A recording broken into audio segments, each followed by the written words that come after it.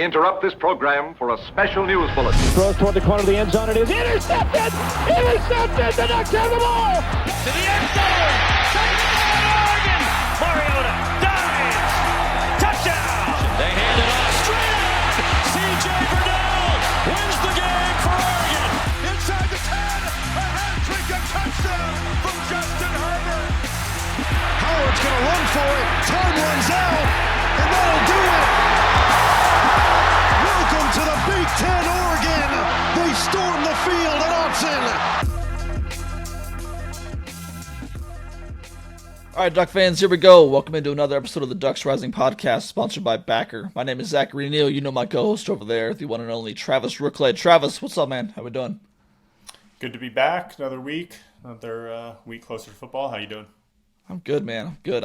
It's hot here in Eugene, but that just means that we're enjoying the last bit of summer, and then fall will be here, and week one is just right around the corner. Once again, thank you guys for all of the support over the past few weeks. We've got several thousand downloads, almost 600 subscribers on YouTube. That may not sound like a lot, but considering this podcast is like 2 weeks old, I'm gonna count that as a major win. Yeah, I mean, and I think just moving forward, that's the easiest way. I know you hear other podcasts do this, but the easiest way to, keep stuff like this free, keep churning out good content, bringing on good guests, just like appreciate you guys who are subscribing and, rating all that stuff. Like, it may seem small and it's 2 clicks, but it makes a difference for us, and we're just grateful for all the support. It's been cool to see everyone's comments. It's been cool to see people, discussing in the YouTube comments, everything. So grateful for everyone, and let's keep this thing rolling. Yeah, while we're at it, go ahead and tell people about Ducks Rising as a whole and kind of what they can be a part of if they subscribe there. Totally, yeah. Just a reminder, this podcast is ultimately sponsored by Ducks Rising. We're offering Oregon fans a unique opportunity in the ever-changing world of college football, with membership options as low as $10 a month. The thing that makes us unique is, unlike other collectives, we're not just asking for your dollars, we're providing actual value and content in return. So not only do your dollars support the acquisition and retention of elite athletes, you'll gain inside access to team news, recruiting and roster developments, live events, interviews with players and coaches, and more. This is your opportunity to make an impact by supporting Oregon student athletes, strengthening our NIL program, and helping bring a championship to Eugene. So check out ducksrising.com. Perfect time this week. We're about to announce a live Q&A with our members with Kenyon Sadiq on Sunday night. So no better time than now to hop in there for amazing opportunities like that. Absolutely.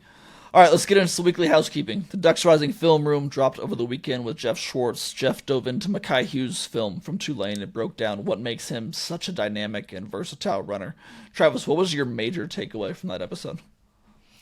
I mean, I didn't think Jeff was going to take it the way of going into pass protection and all that. Jeff just does such a good job of going into everything. So I think it's just a full package of what goes into making Mekhi special. I just learned so much. I mean, I learned about how a runner is supposed to go this way on this, zone play. I learned how a runner is supposed to cut this way. I'm just excited about the run skills he's going to bring.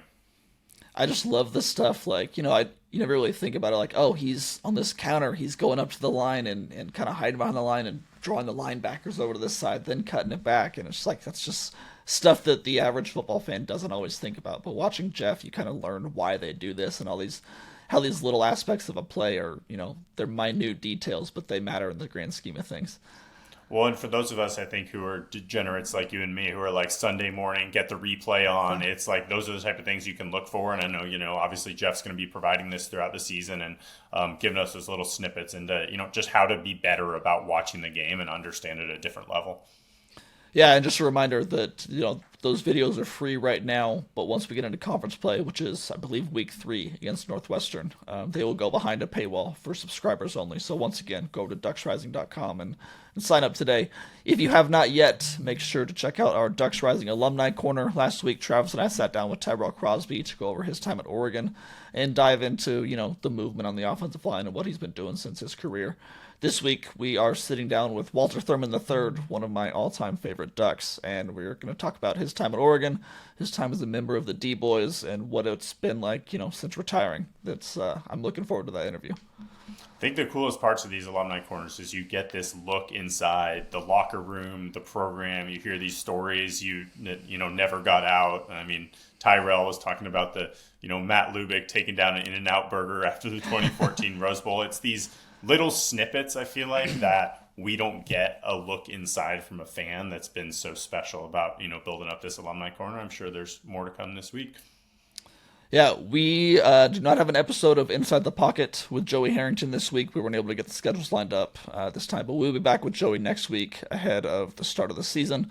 As far as today's episode, we are going to go over some fall camp intel, look at how things are shaping up ahead of the Montana State game, and then we're going to sit down and have a conversation with the great Jerry Allen, the voice of the Ducks. After that, we open up the Autzen Airwaves, and we're going to take some listener questions to close things out. Sound good, Travis? Sounds good. First scrimmage in the book. Ready to talk about it. Absolutely. Let's get into some fall camp intel. You mentioned it right there. I think the biggest thing that came out of Saturday is that Dan started the press conference and said, biggest takeaway, there are no major injuries to talk about right now, which is always something you want to hear. We can talk a little bit about there's been one semi-minor injury. You don't know how big it is with Trey McNutt, true freshman, but he's going to be sidelined for a little bit. I don't know if you have anything more on that. Yeah, I mean, I think it's slowly starting to trickle out a little bit. I know I've heard some other people discuss it elsewhere. I think right now the severity of it's a little bit unknown, but I wouldn't imagine we're going to see him, for sure the month of September. And I think that's a guy that was probably pushing for some reps early on in the season. So obviously, I think that in years past it might be a little bigger loss than it is now, given where the safety room's at. But that's one that's unfortunate, just developmentally for a freshman. You never want to come in and be already behind the eight ball a little bit, but thankfully I think that's going to be one that he'll get back from. I'm sure we'll see him a little more later on in the year. Yeah, I think that's true.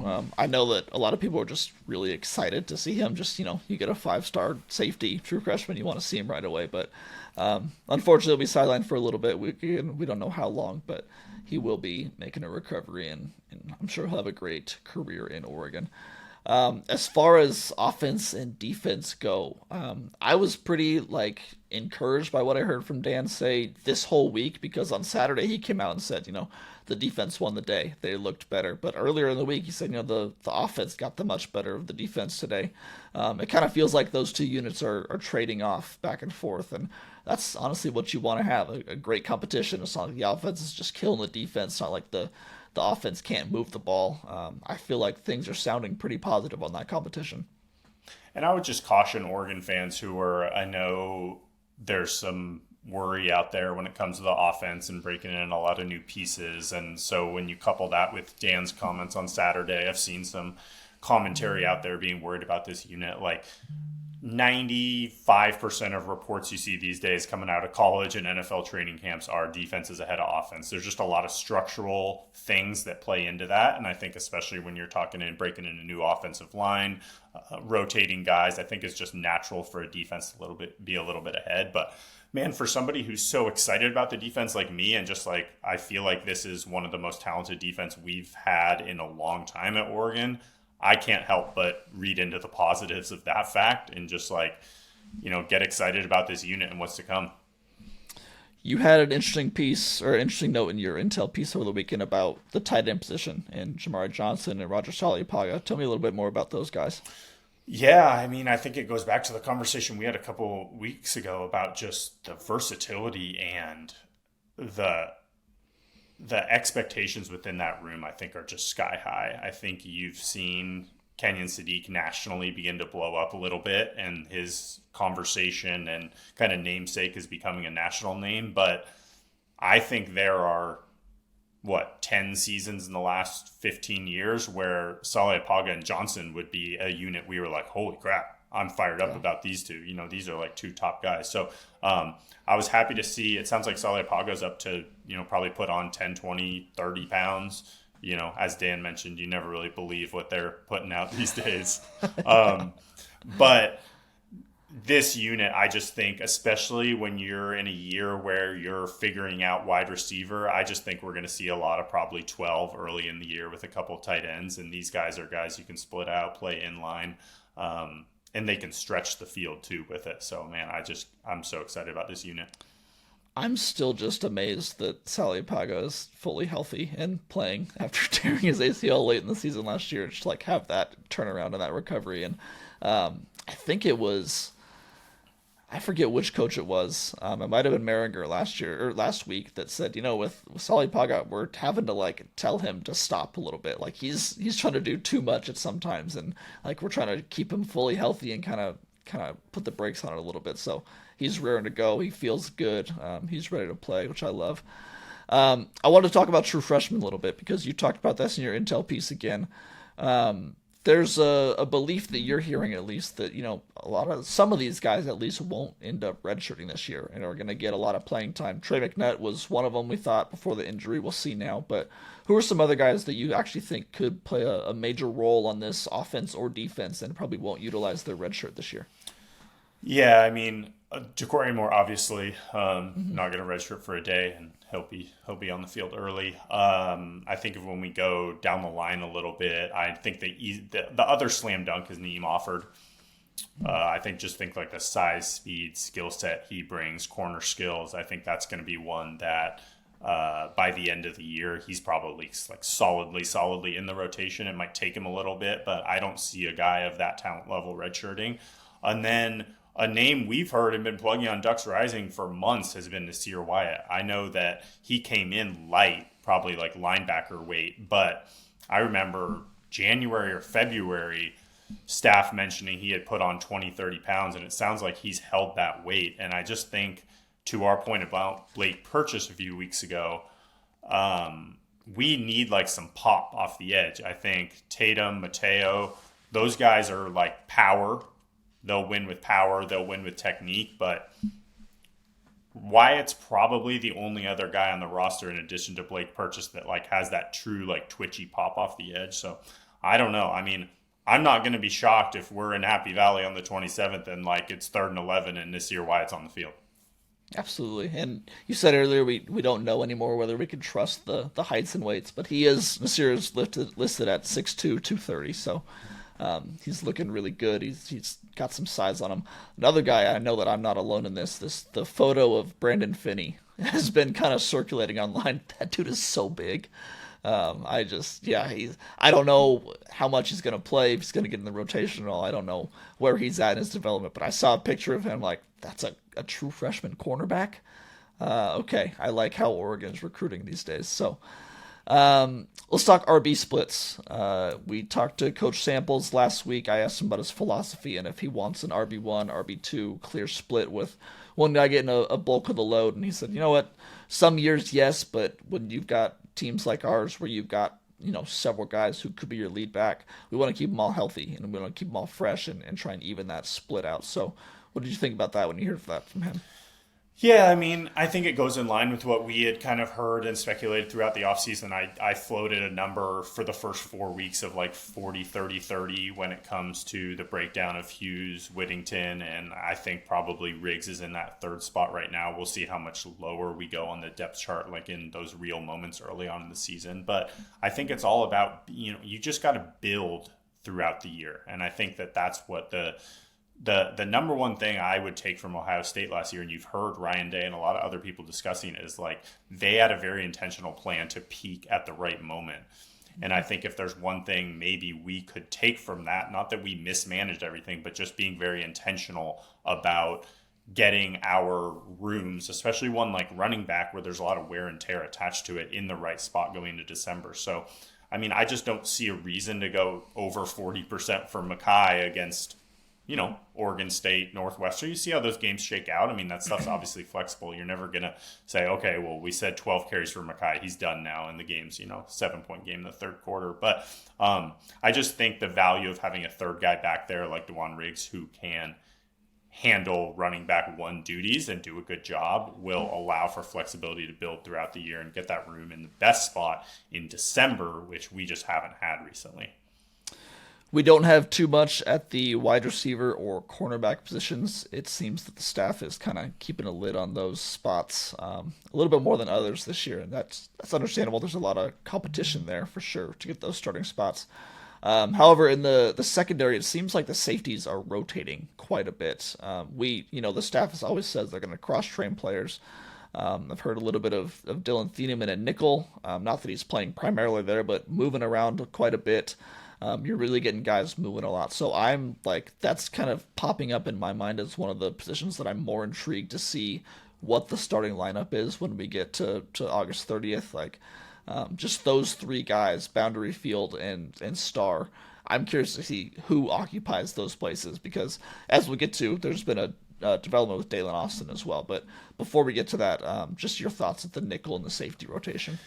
Yeah, and I know we have a great question on that in the Autzen Airwaves later, just about kind of the difference in skill set between nickel and star and outside safety and cornerback. So I'm kind of excited to go into that a little bit deeper. But I think to your point, it's figuring out where guys' skill sets fit best within a complex defense. These are positions that are not easy to learn, especially a position like star. So I think the Thieneman piece that we hear discussed right now is him just being moved around in his like skill set as like a really good tackler, a really disciplined tackler. Like there's room for that in the box probably. We'll see what that looks like. But I'm like you. I mean, if there is a unit I'm most excited to see how it shakes out come game 1 against Montana State, that's the one I'm going to be watching, because as you mentioned, I mean, Finney, all these guys, all the talent that's back there, but there's more than that goes into it. I mean, we've seen that across the roster at different spots throughout the last couple of years. So especially a freshman like that, we'll see. I think that there are benefits. I know fans, their natural inclination is, oh, let's just put this guy at star. Let's put this guy in the slot to get him on the field early. I've heard people mention that about Offord and Dorian Brew, but it's like, that's a hard position to pick up on early. Sometimes like outside corner can be a little easier for a guy that's young like that. So that's one of those I'm just excited to watch throughout the rest of the fall. Hopefully catch one of these scrimmages over the next couple of weeks and see how it shakes out. Absolutely. Let's talk about Dalen Austin. Credit to James Crepia with the Oregonian. He's done some really good reporting on this, following it along the way. But it sounds like Austin's trial date has been delayed. They put in a request for a delay for the trial, and it's going to be anywhere from 3 to 12 months from now, it sounds like. So originally it was supposed to start last Thursday, and so there was questions about whether he'd be available for the start of the season, for the rest of fall camp. All of that. Now it seems like, he could play some of, if not all of the season and be around for this 2025 campaign, which, as we're talking about the nickel spot, he's someone who I think is slated to maybe even start there. And just a very, very talented player in this back end that I think Oregon will be happy to have for some of, if not all of the season. Yeah. And I think, you just feel for the kid and hope that this can, it's hard enough what's put on these kids right now. Marcus Harper talked last night about how crazy fall camp is and what a day looks like. You're having to then worry about this stuff in your personal life and much bigger things than football. So I just hope that he can find a little peace in this and be able to focus 100%. Because like you said, this was a guy who was making waves to be on the field a ton last year. And I think that this kind of overshadowed things, and rightfully so, probably impacted him a little more than fans expect. So I just hope he can get to a place, clear mind, little distraction out there, and, be the guy that we think he can be, because that guy came in as talented as anyone. Yeah, absolutely. All right, let's wrap up fall camp talk for the day and get to our interview with Jerry. Before we do that, though, Travis, can you tell me about Backer? This podcast is sponsored by Backer. Backer is a new outerwear company founded by an Oregon alum, combining high-performance materials from the outdoor industry with a sleek Oregon look. As someone who grew up in Eugene, I know the value of high-end apparel on football Saturdays, summer hikes, and winter trips to the mountain. This gear checks every box. I encourage all Oregon fans to check out their amazing Oregon jackets, hoodies, hats, and more at Backer. That's BCKR.com. Use the code RISINGFREE for expedited shipping. Again, that's RISINGFREE. With that code, 10% of all orders will go back to Ducks Rising. Check out Backer today. Absolutely. My box finally came from Corey, and I absolutely love this stuff. My wife was giving me a hard time. She's like, "You've worn that jacket a few days in a row." And I'm like, I can't take it off. It's nice for in the house. She keeps the AC on way too cold, more than my liking. So it's like, yeah, I'll wear this. Absolutely. I love it. So, yeah. And that's the thing about that one that you're wearing, which is the cool one, which it's just like, it feels so good. You can wear it when it's 80. You can wear it when it's 50. I'm so excited to throw that on for a late October game at Autzen, and just grateful for that company. So encouraging all fans to check it out. Okay, ladies and gentlemen, I'm thrilled to bring on one of my favorite guests. You all know him very well. The voice of the Ducks, Jerry Allen. Jerry, thanks for joining us today. How you doing, man? Zach, I'm doing well. Travis, good to be with you guys. Absolutely. We're getting in that time of year. You know, summer is winding down. I know it doesn't feel like it outside, but we got fall camp going. The games are just a few weeks away. This is year 38 for you. That's crazy to say. How does it feel for you? Still as excited as it was my very first year. I mean, we're at a different level now, but I still look forward to it. The anticipation, and maybe now because of the quality of the players and recent past history, you realize where you could be at the end of every year now. So I'm loving it. It's a lot of fun. Awesome. Well, Jerry, as a kid who grew up in Eugene, just pleasure to be joined by you, and just thanks for coming on. Just from myself to you, and I know how I would answer this question myself. But what are some of your favorite moments, calls, just like special things that stand out to you over that? Well, there's one in particular that I think everybody usually asks me about this one first, and that's obviously the pick. And Kenny Wheaton, and I just saw Kenny this week. We spent some time together, and it was fun reliving that moment. But I go all the way back to my first game when the Ducks played at Colorado. It was Todd McKim, who was my game analyst at that time. And my very first game, I was so nervous. I prepared enough in that game to probably do 10 games. I had a stack of papers that I could never get through, but I was ready to go. And it was Bill Musgrave, who was a redshirt freshman. And we didn't know that Bill was going to start. It was Bill Nelson or Pete Nelson or Bill Musgrave. And Coach Brooks made the call just before that game. And then the rest is history, what Musgrave was able to accomplish. And I got to be there for the start of that. And that was a pretty special moment. And then through the years, just a certain play. I remember the Ducks beating UCLA at Autzen. I think that propelled them into one of those first bowl games, and the students tore the goalpost down. The goalpost went down, and I remember seeing the goalpost like ants taking a picnic sandwich out of Autzen Stadium down the other side. I know, going through the parking lot, taking it to campus. They went through somebody's windshield. That was a memory, and then just so many others. Civil Wars, Huskies, all the bowl games, and the players and the coaches and the fans. It's hard to put together a list without making everything really special. Travis, I want to ask you that question. What's your favorite Jerry moment? Because I definitely have one. I mean, obviously the 2010 call at the Civil War, when that game was winding down, is the one that stands out in my mind. And I'm sure, Jerry, that was, a special one to you. And just, I think what you encapsulated in that moment for all of us was like the emotion of the uphill climb. I mean, my earliest formative memories are probably 2001. And so just the grind and the build throughout those years, I think that your call in that moment just was what all of us were feeling of, like, holy cow, we actually made it to this point now. And like, how special is this? Yeah, I'm glad you said that. That was one of mine too. I think that was, the most special call. There's been a lot in his career. One of my favorite stories from Jerry is, I forget which game it was, but it was early in Jorgie's career. And you said that the game got close, tight, down in the fourth quarter, and you looked at him in the middle of a play for a call, and he was hiding under the desk because he was so nervous and he couldn't watch the game. So that's one of the best things you've ever told me, and I still give Jorgie crap about that all the time. Yeah, he was so nervous being an ex-player. I mean, he still had not learned that he had to stay there in the moment.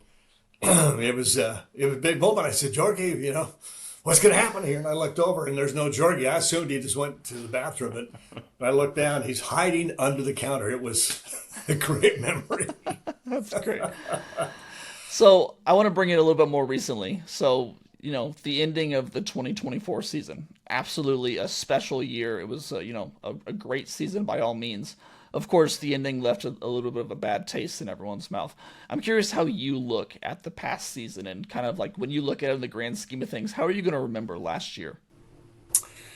It's interesting. I think for me, it's kind of like life with my family, myself, and things we do. When you look back, and I look back at my history, I have a tendency to remember the good moments, the fun times, and you kind of forget those bad times. They kind of fall behind. So already I look at last year and the accomplishments, undefeated, the close games, and I think the coaching that got Oregon to win in those one-score games. I'll remember those moments. The Rose Bowl, a credit to a great football team. I can't take anything away or make up any excuses for Oregon and their performance in that game. Sure, they had a couple of weeks off. Maybe they weren't in a rhythm, a little rusty. But I'll tell you what, Ohio State was about as good as there is a football team, and they earned that championship. So I felt bad that Oregon wasn't able to accomplish that win and move on. But at the same time, what they accomplished during the whole season completely overshadows that one game for me. And I think what's so interesting is, in my lifetime, I feel like I've felt it, but you yourself, you've seen Oregon fan expectations shift in such a huge way in terms of going into a year, what's expected of that. I remember, not to bring it back to me, but 2008 Holiday Bowl, we drove down 16 hours packed in a car because we were so excited, that the Ducks had made that game. And I think you compare that to today, you've seen that huge shift over your time of what's expected of the program, the weight of the program. I'm just curious your thoughts on kind of that evolution. Yeah, I can go all the way back to the 94 season when Oregon ended up in the Rose Bowl for the first time since, Noah brought the ark over. It was one of those seasons where it started like 1-2. I think Oregon lost a couple of games. Rich Brooks was the coach. Pardon my voice. It's not game ready yet, obviously. But Rich Brooks was 1-2. And there were calls for Rich's job. There were T-shirts that had been printed, "Ditch Rich." There were people trying to get him out. Well, then the Ducks go on a run, win the Pac-10, and go on and go to the Rose Bowl. So the fan expectation in one season alone was from fire the coach, get rid of him, to he's the greatest coach of all time. And it's kind of like that in athletics and sports. So we've seen seasons where things rise, expectations are up, and then they come back down. And I think that's kind of a natural flow. Me too. I do the same thing. Jorgen, I do the same thing. Here's what we think is going to happen in this game or this season, and then it doesn't. And so you get disappointed, and then you get excited. And then when the season ends, no matter what it is, you're already looking forward to the next year. So, yeah, Oregon fans have been a lot like that, like all sports fans. Expectations are high. When they're not met, you get a little disappointed. But I think only one year, maybe a couple of years, did fans ever really get to the point of what's wrong? Something's got to be fixed. So looking forward to this year, it's practically a new team here in 2025. They return 3, maybe 4 starters, if you consider that, on both sides of the ball. Yeah. Is that exciting for you? How does that make your job a lot more difficult because you're learning so many new names, there's so many unknowns? How do you kind of approach a year where there's so much new on this team? It just means you have to study more. You spend more time. It's like going into a new class in college or high school or whatever you're doing, and you've got a month to study for your first test. And if it's a class you've been in for a couple of years, you got a sense for what it is, and then you just sail into it. But when you have a whole new class, or most of a new class, you just have to study more. So I spend more time memorization, body styles, and go to every practice that I can get to see how guys run, see how they wear their uniform, just things about them. And it's harder. The older I get, it's harder for me too. But there's an element of fun to it because you're always surprised. And because of the way Oregon is recruited, not just in the Dan Lanning era, but even going back to Mario Cristobal, they've got 4- and 5-star dudes and 3 stars who end up being 4- and 5-star dudes and going on to the NFL. So they're bringing in guys, and Dan Lanning will say it, if you're good enough, you're old enough. I don't care whether you're a freshman, whether you're 17 years old or 23 years old. If you're good enough to play, you're going to play. So we're seeing guys come in every year now that are ready to play. And that's the fun part of going to practice, seeing an 18-year-old or even a transfer come in and go, oh, okay, we lost 8 guys on defense or 7 or 8 guys on offense, but we're plugging in guys that may be just as good as the guys that left fact, some of these guys are better than the guys that left. So that every year, that excitement now, because of the level of recruiting, it's harder because there are a lot of new faces, but it's exciting because we're maintaining that level of where Oregon has gotten to. Kind of along that same note, I know Zach and I on the podcast last week, we talked a lot about how just the recruiting rankings and the style of athlete has changed so much in the last 20 years. As someone who gets to see practice a lot and obviously be a part of this, how noticeable is that change to you as somebody who sees that as often as you do? I think it's very noticeable. This year, I can tell you right now, after only a week and a half in, I feel like this team is ahead in the practice schedule of where last year's team was. And that was a veteran team last year. So guys are coming in January. Guys are spending more time during what we call the off season. They're hitting the film room. They're hitting the playbook. They're working together away from the coaches. So when practice started this year, they seemed to be ready to go. I used to joke and say after the first couple of days, I think these guys could play a game now. And it's like, not in your life. There's no way. More and more now I'm thinking if they suddenly brought a team in here, you'd be shocked at how prepared and well prepared these guys are. I think they're ahead because they're bringing in not only bigger, faster players, but I think they're bringing in an intelligence level of a player that they know they don't have to spend as much time coaching because the kids they're more football savvy and they're ready to go. That's a big difference from say 10 or 15 years ago. While the team and the players are very, new and fresh on this roster, the coaching staff is not. I mean, Dan's been there for several years. Tosh has been there for several years. Will Stein is now entering his third year as offense coordinator. There's a lot of consistency in the coaching staff. As someone who watches practice every day, how much do you think that matters, and how much do you think that shows itself each day? I think it's one of the elements, Zach, that is a part of the success of the chemistry of a football team, being able to play their best football and in tight ball games. I mentioned one-score games. This coaching staff helps this team get through those moments. And I think part of the reason for that is that the coaching staff knows each other so well, that continuity. I don't care whether it's in your job, my job, certainly with Georgie and Joey and John Lundquist, my statistician, has been with me for 38 years. There's that, you just know each other. You know what the expectations are. So the coaching staff, I see the coaches and they meet. I mean, they are with themselves more than they are their families. They know what each other are thinking. They know what each other's expectations are, which they're able to translate to the players. So the continuity of the staff carries over into the play of the players. It's critical. And we've seen some years when you bring new guys in or new head coaches where that doesn't happen for a little while. Right now, Dan Lanning has got great staff, and they've been together, and you can tell. You get into a close ball game, see how they handle it. So we've obviously talked a lot about expectations, fan expectations, our expectations of the roster and different things. Where do you lie going into the 2025 season when it comes to your expectations? Do you think through each game? Do you think about it as from a roster standpoint? Have you outlined, where you want to be at the end of the season? How are you processing things a couple weeks out? Well, you'd love to go undefeated again. I mean, that was pretty special. It doesn't happen very often in college or even pro sports anymore. But it's a tough schedule. The Big Ten is not an easy conference. Oregon's got to go to Penn State. That's going to be a marquee game. That's going to be a defining game of the season. Going to Iowa. I mean, Iowa's picked in the middle of the Big Ten, but you're playing at their place. Anytime you go on the road in the Big Ten, you're going to play in an atmosphere somewhat like Autzen. So you got to play your best game. If Oregon can play their best game and not beat themselves, I think they could go undefeated. But it's tough to do that all the way through a season. You're gonna have a trip. You're gonna have a fumble. You turn the ball over. You throw a pick and it's a pick six. You get a couple of bad calls. Whatever happens, you need a little luck, I think. All great champions, at the end of the year, all great champions can look back in the year and say, there was a couple of games where we probably could have lost that game, but this happened and we didn't. You need a little bit of luck to go with your play. If Oregon got all the luck in the world with the talent they have and the coaching they have, yeah, they could run the table.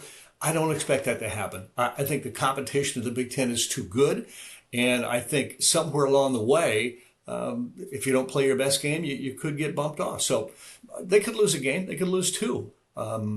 They could go undefeated. They're good enough to play with anybody in the nation and be in that Final Four again. But that's the level I'm at. That's the level they're at. My expectations are they should be in the playoffs every year.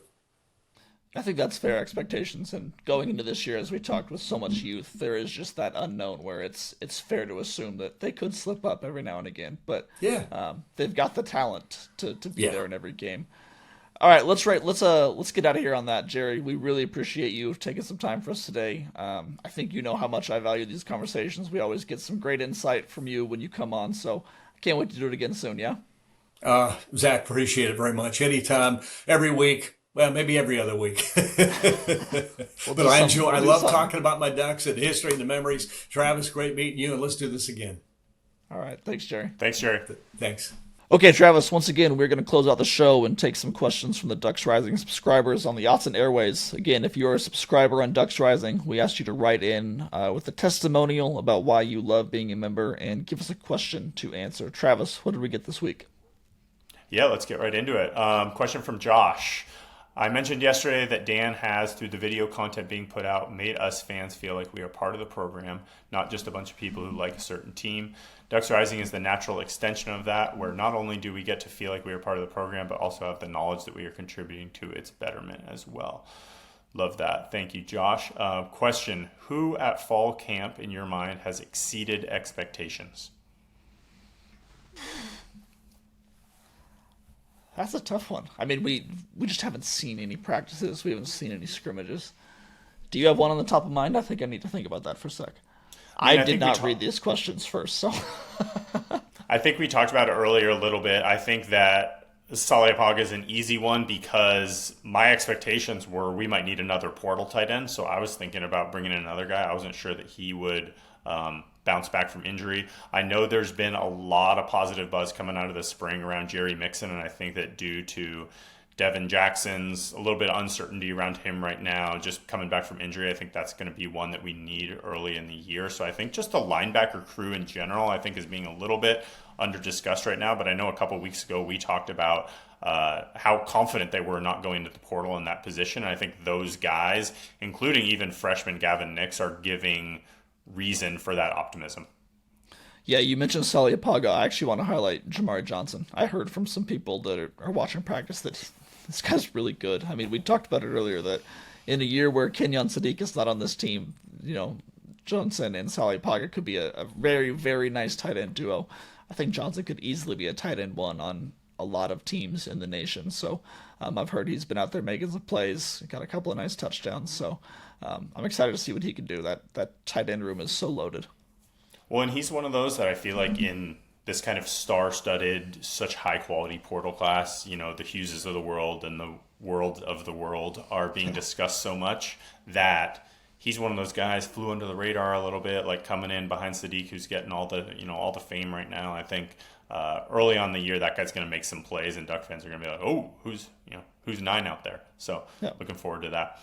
All right, next question from Carla. To me, Ducks Rising feels like an extension of the program's family atmosphere and family culture. We're not just onlookers or bystanders, but part of the extended family, aka Ohana. Most programs say it, but it really does feel different at Oregon. Love that. Question, what are the keys to establishing this culture that Dan preaches, spreading it and preserving it? I think it's about the fact that it's just so much bigger than football for them. Like before they get into any football talk in the spring and the summer, the off seasons, they're talking about, those get real meetings and know your why and kind of figuring out why they're all playing this. And Dan's always said that if you know the person next to you at like on an intimate level, like a brother, like you're going to play that much harder for him once you get into a game and things get tight. So I think it's just about their focus on the connection and the values and the brotherhood that really stands out to me.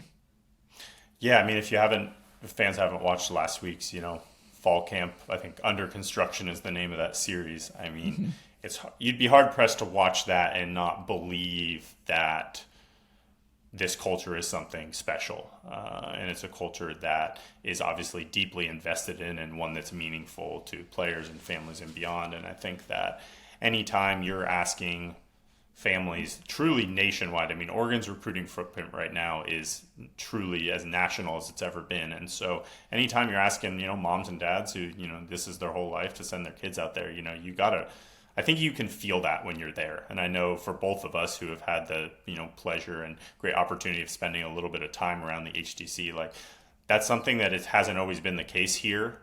And it's something that's very unique to this staff. And it's all the way down. I mean, you hear the staff talk about it. You hear the staff talk about how Coach Lanning does such a great job of balancing family time for them, and they're able to see their families, and they're able to spend this time in the off season, not only with their, fellow peers, but getting away a little bit. So I think just that, it all rolls together into one is the reason why there's such continuity and such belief coming out of it. Well, and we've seen that go beyond just this roster, just these players too. I mean, this goes on to former players who didn't even play under Lanning and this staff. I mean, when we started the alumni corner with Ducks Rising, part of me was like, man, we've got a few players that we can reach out to, like a Rolodex that we could talk to. It's been so easy to find past players who want to come on and talk about, where Oregon is. So that's maybe a little hidden plug for alumni corner. We've got some really good guys coming up soon. But it's just like, that culture really matters, and Dan's ability to not only care about the players on his team right now, but bring in the past guys too and make sure that they're all still a part of this program. I think that really stands out, and I think that's really unique is what I would say. I don't think a lot of coaches out there are doing that. And I think there's the understanding and acknowledgement that this thing was built over a lot of years. I mean, we talked about it with Jerry, wasn't always like this here.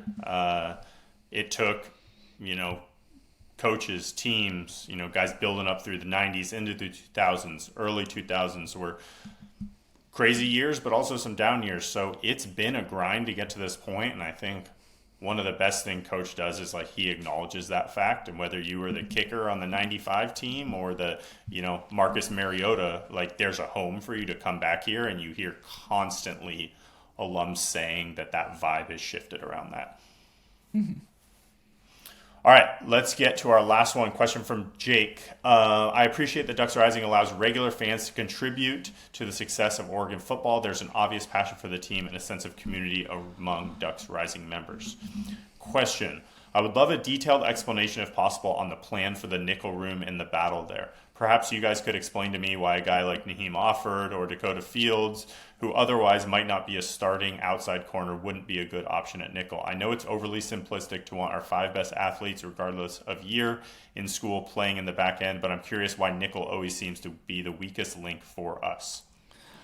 Yeah, there's a lot of different ways you can go there. I mean, nickel, just from a body type, you're less of a, when you think of a corner, you don't think of a very bulky, safety type guy who can get down into the box and stop the run. It's more of your Julio Florence, your Sion Nalea, tall, skinny guys. Nickel, you want a little bit more bulk because you are playing more in the box. You're covering slot guys, you're covering tight end guys, you're asked to stop the run. It's kind of a mesh between the safety and the cornerback position. And then like Travis was saying earlier, there's so many more responsibilities about that spot. You have to just know so many things. You're one of the quarterbacks of the defense. So I think that's a pretty big prerequisite to being good at that position above the line. As far as why guys like Naeem or Dakota are considered there, I don't really know yet because we've not seen them play enough for me to know their intangibles. But those are some of the things I know that coaches are at least looking for when evaluating that position.